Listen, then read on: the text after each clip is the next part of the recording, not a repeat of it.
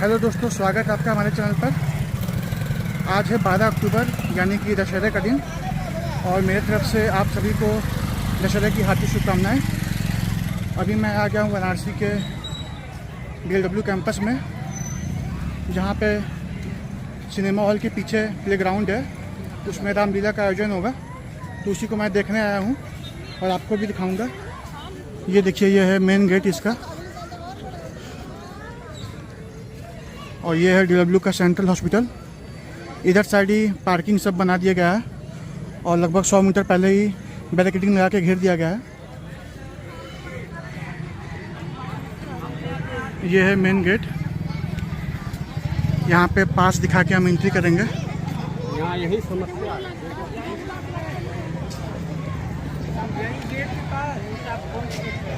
भारी मात्रा में पुलिस बल भी तैनात है।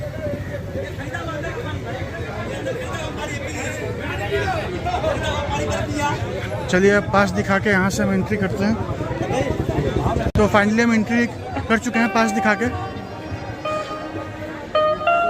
हेलो। और इस बार रावण का जो पुतले का साइज़ है वो 75 फीट का है और 65 फीट का कुंभकर्ण और 60 फीट का मेघनाद का हाइट है।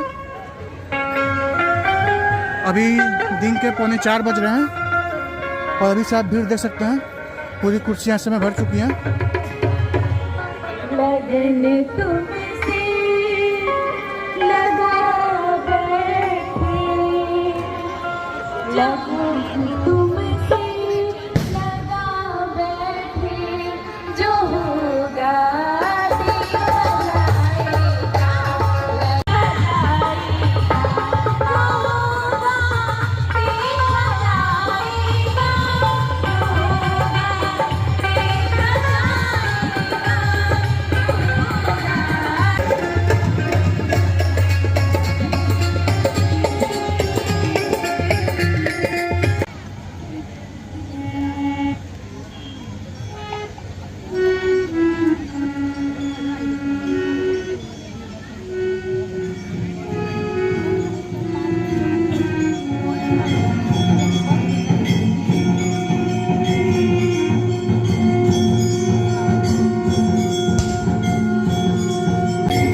अभी राम जी का जो किरदार निभाने वाले हैं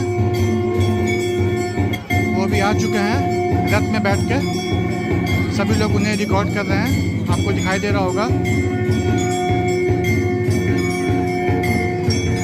ये सामने है रावण दरबार और वहाँ पीछे है अशोक वाटिका। यह है किष्किंधा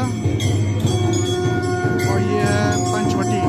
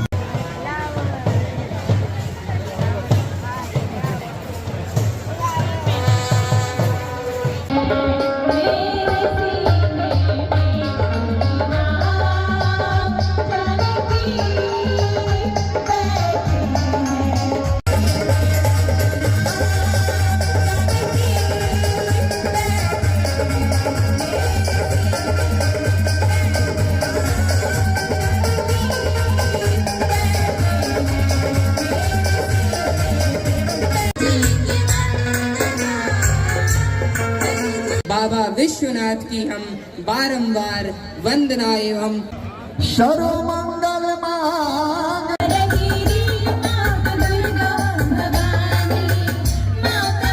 मर्यादा पुरुषोत्तम भगवान श्री राम, जो भक्तों की अभिलाषा पूर्ण करने वाले हैं। ब्रह्मा विष्णु शिव आदि देव जिनकी सेवा किया करते हैं। हनुमान सुग्रीव एवं भरत आदि भाई बड़े प्रेम से जिनकी स्थित संहार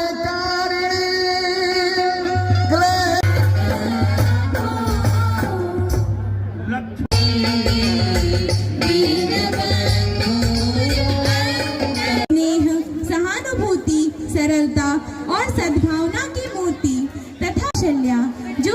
पति की मर्यादा को स्थापित करने हेतु अपने एवं कुशल सारथी सुमन, जिन्हें राजा दशरथ राम वन गमन के समय राम, लक्ष्मण और केवट की सावराज सबरी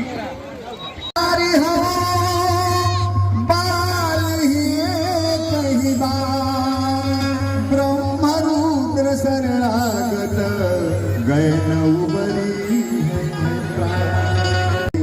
राम के भी महादेव बजे हैं। हनुमान प्रभु श्री राम का हरिकर जय श्री राम का उच्चारण कर प्रारंभ करते हैं और उसमें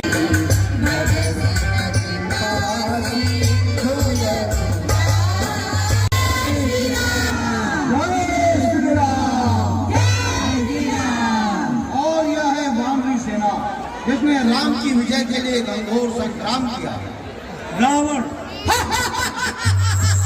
संघर्ष किया क्योंकि वो जानता था यदि राम मानो है तो उसे जीत नहीं पाएंगे और यदि वे भगवान के अवतार हैं तो उनके सर संतान से उसे सीधा स्वर्ग मिलेगा।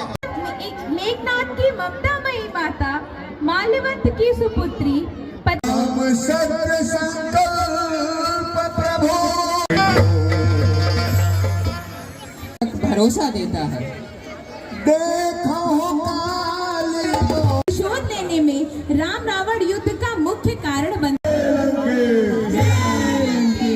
और यह है रावण के अहंकारी सेनापति और राक्षसी सेना।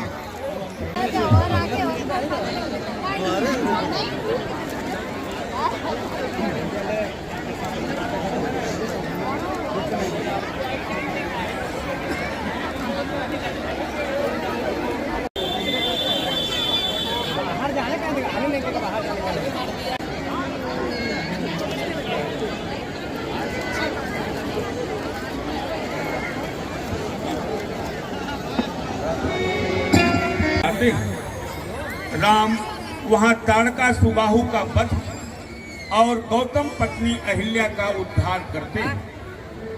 उसी समय गुरु विश्वामित्र के साथ जनकपुरी में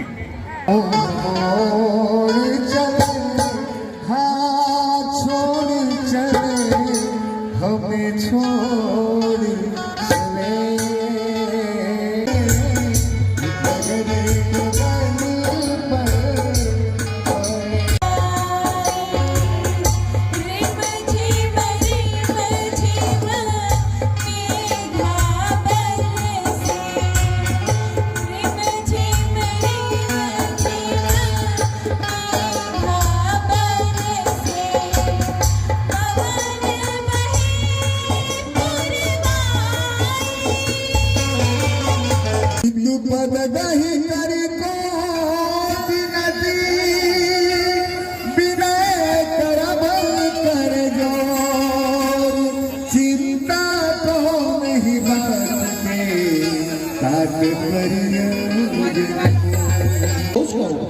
क्या कहना चाहते हो?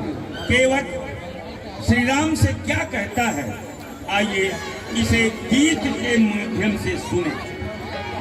शरण धोआ के चढ़ी नैया रघुरैया चरण धोआ के चरण धोआ के चढ़ी नैया रघुरैया पैरों को प्रेम के साथ धोकर अपने पूरे परिवार के साथ अमृत पान करता है। तत्पश्चात आनंद पूर्वक अपनी नाव लाता है। मोरे पद प्राप्त करते हुए पंचवटी पहुंचते हैं तथा पर्णकुटी बनाकर कुछ दिन निवास करते हैं कि एक दिन सुपन धारा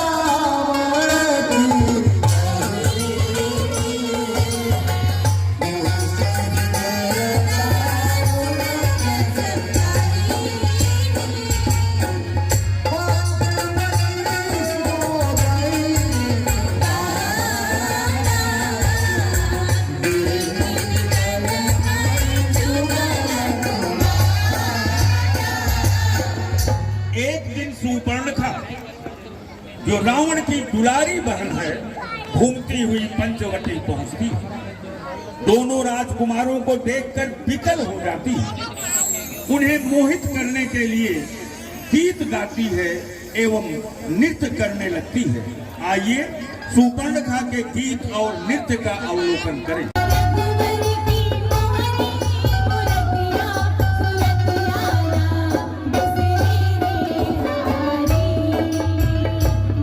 श्री राम के पास जाकर कहती, हे राजपुत्र, तुम कौन हो? हम अयोध्या के राजकुमार हैं। इस जंगल में क्यों भटक रहे हो? शायद तुम मुझे ही ढूंढ रहे हो ना? देवी, मैं आपकी कथन का आशय नहीं समझा। यदि सुख भोगना चाहते हो तो मुझे अपनी दासी बना लो। इस प्रकार इस जंगल में तुझे तनिक भी कष्ट नहीं होगा। हे देवी, मैं तो विवाहित हूँ।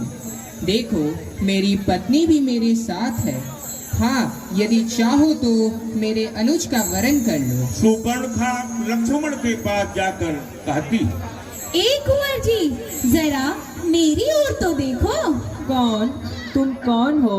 यहाँ क्यों आई हो? मैं आपसे विवाह करने आई हूँ। तुम्हारी मति मारी गई है क्या? ना ना कुंवर जी, ऐसी बातें नहीं करते। चल हट, नहीं तो अभी एक बार ठिकाने लगा दूंगा।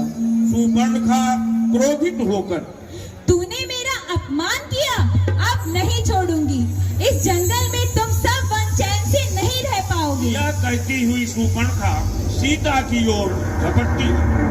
इस पर लक्ष्मण जी प्रभु राम का संकेत पाकर उसकी नाक और कान काट देते। लक्ष्मण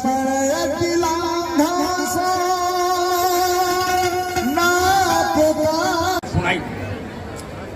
सीता अंततः सुपर्णखा रावण के दरबार में पहुंचकर विलाप करते हुए कहती, क्या तुम हर दूसरों के पास नहीं गई? गई थी भैया, किंतु दुख है कि वे दोनों उन तपस्वियों द्वारा मार दिए गए। अच्छा, तुम जाओ, मैं इसका पता लेकर ही रहूंगा।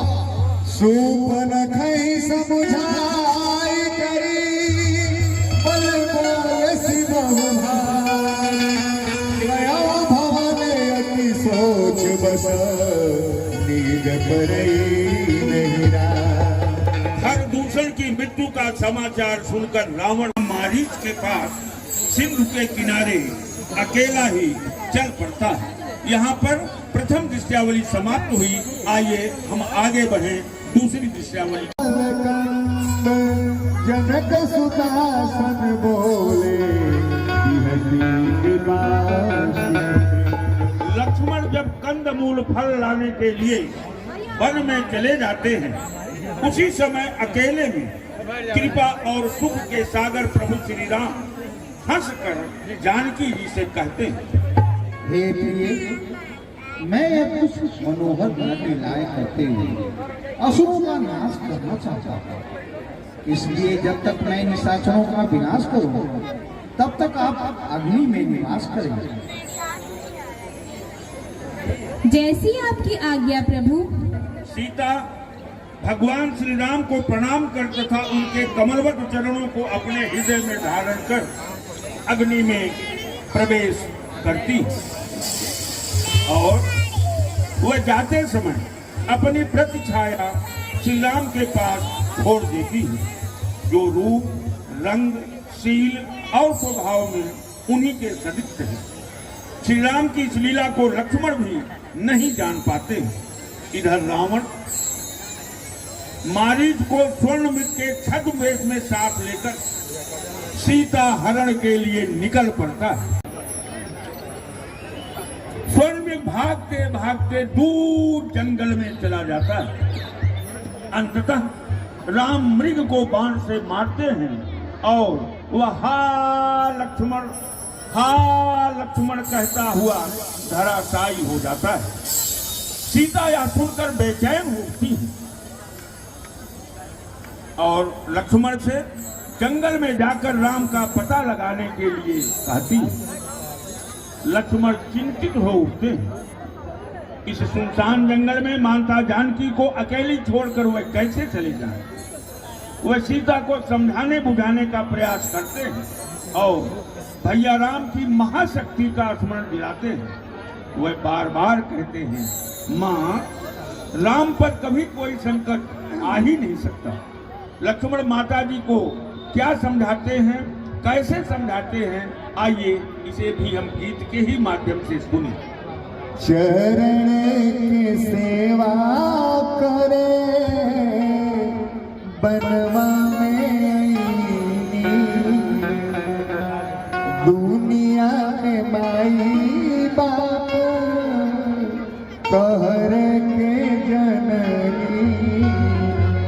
छोड़ के चरण कहाँ जाई हो माई हमें इतना बताइना करने की सेवा करे बनवा में दुनिया में माई तोहरे के जननी। वन में जाने को उद्यत होते हैं, लेकिन जाते समय वह एक रेखा खींच देते हैं और जगत जननी से आग्रह करते हैं। माँ, आपकी आज्ञा शिरोधार्य कर मैं भैया राम का पता लगाने के लिए जा रहा हूँ, लेकिन आपसे प्रार्थना है कि आप इस रेखा के बाहर पैर न रखें। लक्ष्मण के वहां से प्रस्थान करते ही रावण साधु वेश में सीता की कुटिया के सम्मुख आता है और भिक्षा देने के लिए गुहार लगाता है। भिक्षा मिटाई माँ, भिक्षा मिटाई, मुझे भिक्षा दो माँ। सीता रावण को भिक्षा देने के लिए आगे बढ़ती है, लेकिन वह रेखा के बाहर नहीं आती। रावण बिना भिक्षा लिए ही पीछे हट जाता है और कहता है, मैं भक्त भिक्षा नहीं ले सकता। यदि भिक्षा देकर दो मैं ब्राह्मण को निराश नहीं लौटाना है तो रेखा के पार आकर मेरी झोली भर देना, अन्यथा मैं लौट जाऊंगा, बिना भिक्षा लिए ही चला जाऊंगा। सीता सोच में पड़ जाती है। एक और लक्ष्मण का रेखा के बाहर न जाने का अनुनय और दूसरी ओर बिना भिक्षा लिए ब्राह्मण का भय। वह चिंतित हो उठती है। अंततः वह भिक्षा देने के लिए आगे बढ़कर रेखा पार करती है।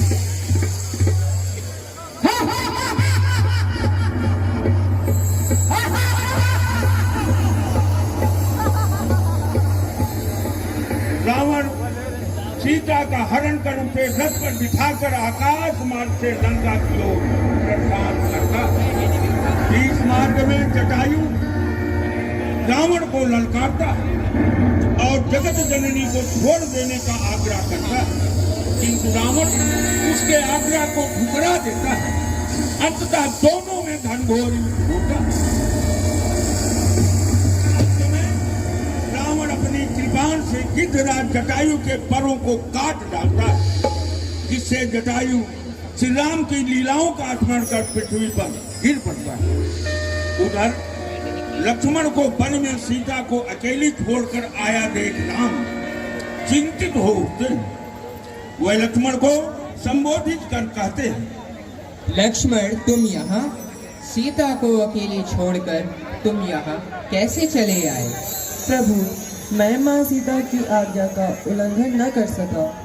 इस सुनसान जंगल में वंचरों और दानवों के उत्पात के बीच अकेली सीता पता नहीं कैसी होगी। चलो शीघ्र पंचवटी चले। राम लक्ष्मण तेजी से पंचवटी की ओर चल पड़ते। वहां आने पर कुटी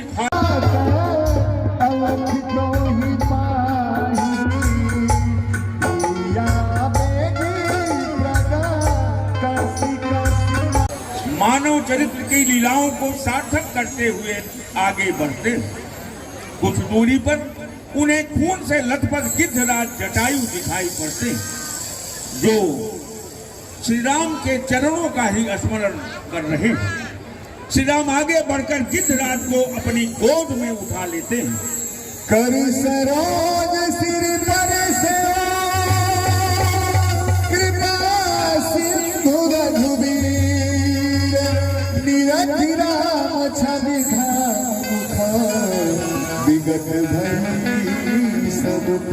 श्री राम के कर कमलों का स्पर्श पाकर और उनके कमलवत मुख की शोभा देखकर जटायु की समस्त पीड़ाएं दूर हो जाती, वह उठकर बैठ जाते हैं। श्री राम गिद्धराज जटायु से कहते हैं कि यदि आप चाहें तो अपना शरीर बनाए रख सकते हैं, किंतु भाग्यशाली गिद्धराज श्री राम से निवेदन करता है। क्या निवेदन करता है, आइए इसे भी तुरंत गीत के ही माध्यम से सुने। कहे रघुराई से जटायु हो नाथ सुन लो रजिया। कहे रघुराई से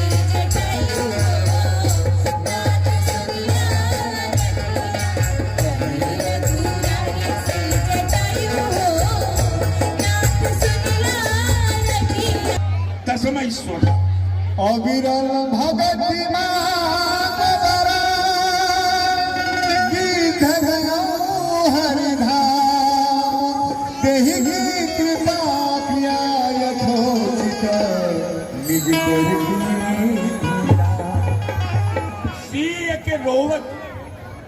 सिंह के रोवत एक भी आकाश में आंधी के आगे न पाप सही है।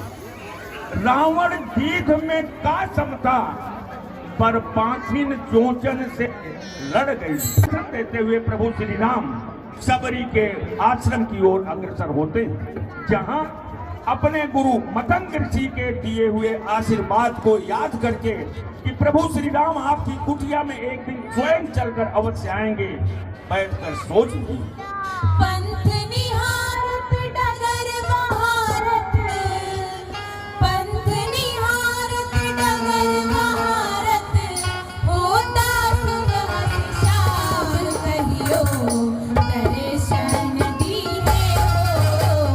बिनतियों के राम कहियो दर्शन दिए हो। बिनतियों के राम गदगद होती है, उसकी दशा का वर्णन आइए गीत के माध्यम से सुने और देखें। मगन मन सबरी नाचे अगनवा, मगन मन सबरी नाचे अगनवा, नाचे अगनवा हमारे अगनवा, बर बर सोचे मुनि राज की कहनवा, तरस दिए रघुवर राम के ललनवा, मगन मन सबरी नाचे अगनवा। पहुंचते सबरी उन्हें प्रणाम कर उचित आसन पर बिठाती है और श्री राम लक्ष्मण को कंदमूल फल आदि खाने के लिए देती है। कंदमूल फल सुरसती दिए राम कहुआ, प्रेम सहित प्रभु भाए बारंबार। सबरी हाथ जोड़कर खड़ी हो जाती है और भगवान श्री राम की ओर देखकर कहती है, हे नाथ, मैं आपकी स्तुति किस प्रकार करूं? मैं नीच जाति की हूँ और मैं अधम से भी अधम स्त्रियों में अत्यंत अधम हूँ। हे पापनाशन, मैं मति मंद भी हूँ। हे भामी, मेरी बात सुनो। मैं तो अपने भक्तों का भक्ति से ही अपना संबंध मानता हूँ। मैं तो तुम में सभी प्रकार की भक्ति हूँ। इसलिए जो गति योगियों को दुर्लभ है वो आज तुम्हें प्रदान करता हूँ। हे भामी, यदि तुम्हें सीता के संबंध में कुछ पूछना हो तो बताओ। प्रभु, आप तो सब कुछ जानते हैं, फिर भी यदि पूछते हैं तो आप पंपा नामक सरोवर जाइए। वहाँ आपकी मित्रता सुग्रीव से होगी, जो सीता की खोज में आपकी सहायता करेंगे। यह सुनकर प्रभु श्री राम पंपा सरोवर हेतु गमन करते सबरी उन्हें एक टक निहारते हुए कहती है, जरा देर ठहरो राम, जरा देर ठहरो राम, तमन्ना यही है अभी हमने जी करके देखा नहीं है, अभी हमने जी करके देखा नहीं है। अपने हृदय में धारण कर योगाग्नि से देह त्याग कर स्वर्ग गमन करती। इस प्रकार दूसरी दृश्यावली यहाँ हमारी समाप्त हुई। आइए तीसरी दृश्यावली की तरफ हम बढ़ें। रघुनंदन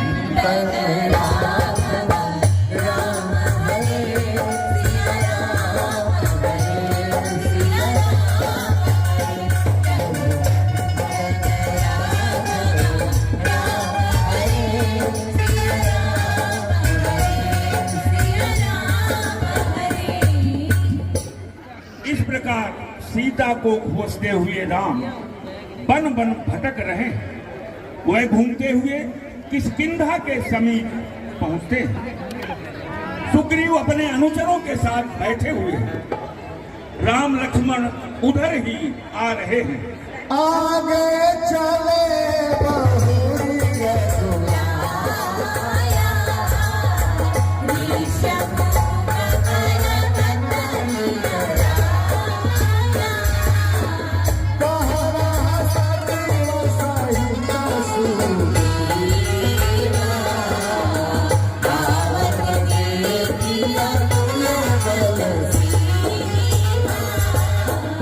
राम लक्ष्मण को अपनी तरफ आते देख सुग्रीव भयभीत हो जाते और कहते, हनुमान जरा देखो तो सही, ये दो व्यक्ति कौन आ रहे हैं?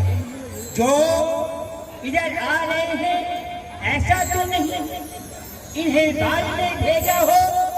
जो ऐसी योग्य महाराज अभी मैं जाता हूँ। हनुमान ब्राह्मण का वेश धारण कर राम लक्ष्मण के पास तेजी से चल पड़ते। वहां पहुंचने पर उनसे क्या पूछते हैं, आइए इसे भी हम गीत के ही माध्यम से सुने और देखें। बने बने घूमे हो बटुहिया पनहिया नहीं रे गोलवा। बने बने घूमे हो बटुहिया पनहिया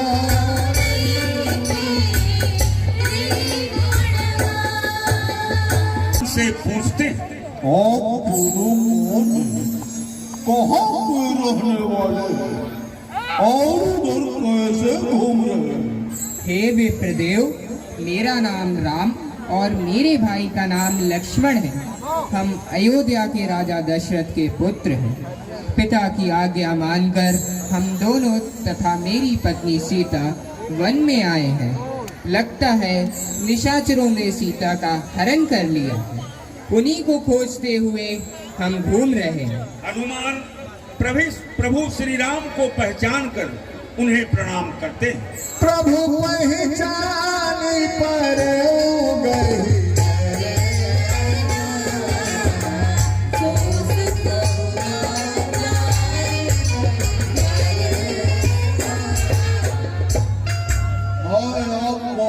एक अकिंचन सेवक हो महाराज।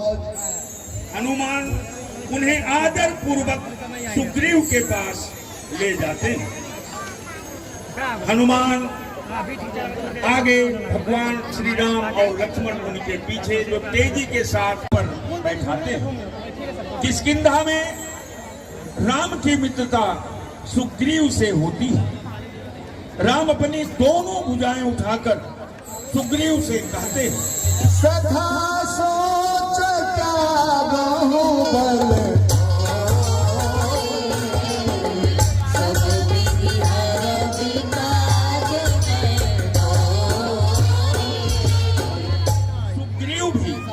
सीता की खोज करते और राम की सहायता करने का संकल्प लेते हैं। राम बाली को मारकर सुग्रीव को उनका राज्य दिलाते हैं। इस प्रकार कुछ समय व्यतीत होता है।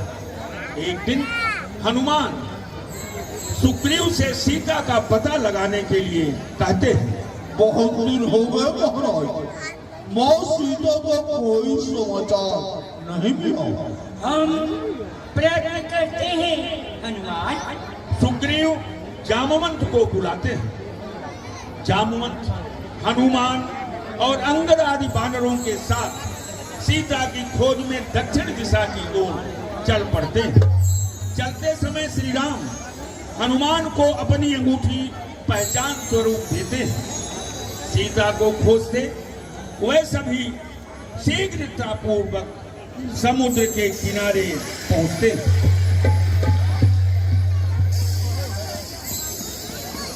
जहां गरजते हुए समुद्र को देखकर सब चिंतित हो उठते हैं।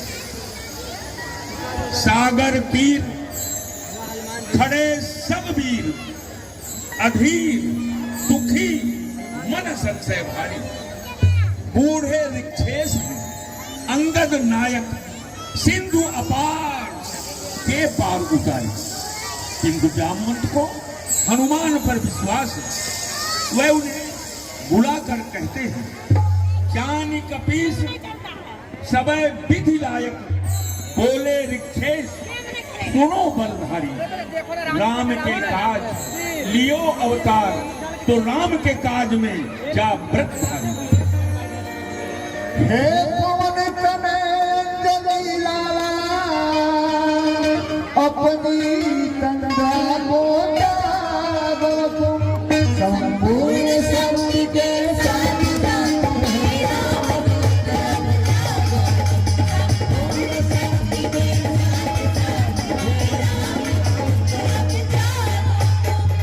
राम का नाम सुनते ही हनुमान उछल पड़ते हैं। उन्हें अपने बल का अब भान होता है। जामवंत के साथ यहाँ पड़े जिस समय का, रक्तवालोचन हुए गरजे श्री हनुमान। राम का नाम सुने हनुमान, कियो तन भूधर रूप कराला। काल डरे महाकाल डरे, दिगपाल धसय लखकाल उबाला। पुनः हनुमान क्रोधित होकर जामवंत से कहते हैं, सोखू समुद्र या तोड़ू त्रिकूट, ये रावण बांध लाऊं मतवाला। अरे जो तुम चाहो वही कर लाऊं, सिया को भी लाऊं, कहो ऋषिवाला। जामवंत उनके क्रोध को शांत कराते हुए कहते हैं, तुम चाहो हनुमान, तुम चाहो त्रिलोक को नापो अभी, 112 सिंधु लांघो बल माही।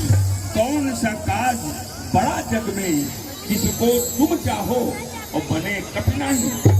किंतु पवन के पूत क्या पवन समान, जहां जगदम्बा भी अतुलाही। जाय कहो कुशलाई प्रभो, सुधि लाओ सिया, कुछ और न चाहे। हनुमान अपनी गदा लेकर तेजी से छलांग लगाते और आकाश मार्ग से समुद्र को पार कर लंका की अशोक वाटिका में पहुंचते, जहां मां जानकी श्री राम के वियोग में तड़प रही। उसी समय रावण भी अशोक वाटिका में सीता के सम्मुख उपस्थित होता है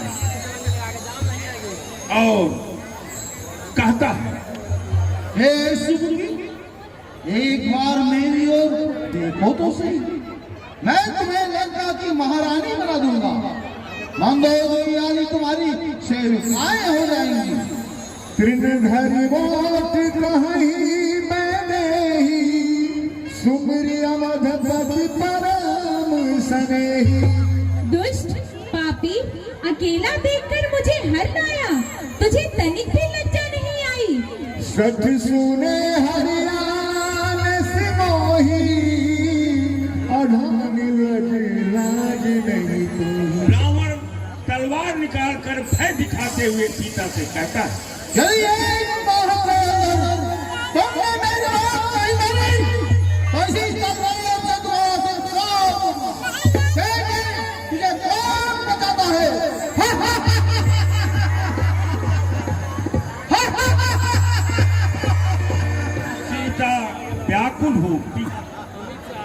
उसी समय हनुमान प्रभु श्री राम की अंगूठी सीता के सामने नीचे गिरा देते हैं। सीता आगे बढ़कर अंगूठी उठा लेती है।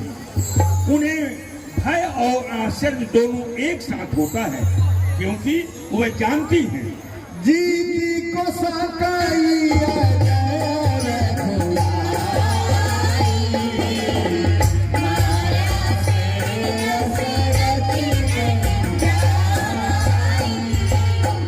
राम अजय है और राम नाम अंकित यह अंगूठी माया से बनाई नहीं जा सकती। ठीक उसी समय हनुमान नीचे उतरते और राम राम कहते हुए माँ जानकी को प्रणाम करते। कौन हो तुम? यह अंगूठी तुमने कहाँ से पाई? माता, मैं भगवान राम का दूत हूँ। उन्होंने मुझे आपका पता लगाने के लिए भेजा है। कवि के वचन सप्रेम सुनी, उपजा मन विश्वास, जाना मन क्रम वचन यह, कृपा सिंधु वरदान। राम का अनन्य भक्त समझकर सीता हनुमान को आशीर्वाद देती। अजर अमर गुण निधि सुत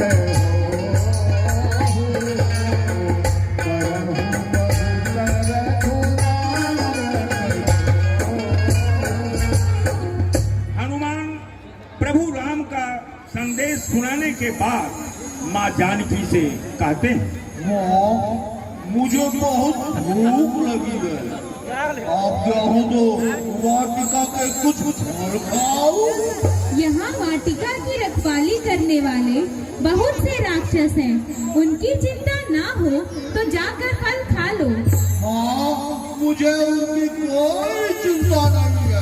हनुमान माँ जानकी को प्रणाम कर अशोक वाटिका में जाते हैं, राक्षसों का विध्वंस करते हैं और अक्षय कुमार का वध कर अशोक वाटिका तहस नहस कर देते हैं। जिस डाली पर डाली आंखें, वह डाली फिर डाली न रही। फल फूल फल सब फेंक दिए हमारी हरियाली। फल फूल फल सब फेंक दिए हमारी हरियाली। एक राक्षस दौड़कर रावण को सूचना देता है। रावण के आदेश से इंद्रजीत हनुमान के साथ युद्ध करने पहुंचता है। मेघनाथ और हनुमान में घनघोर युद्ध होता है।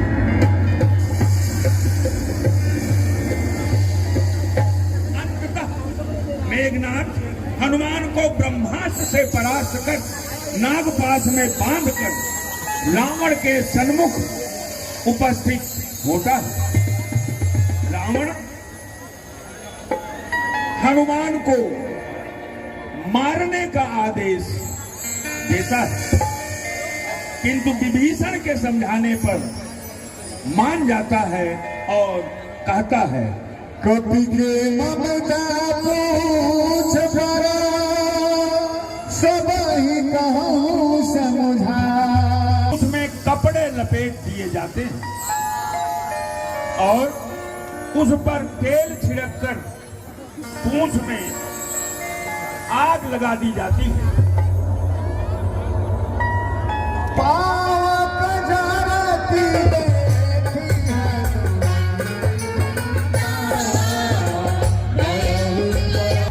फिर रजनी के जाते जैसे ही उदित अरुण मरुदंड उठे, जो आग पूछ में लगते ही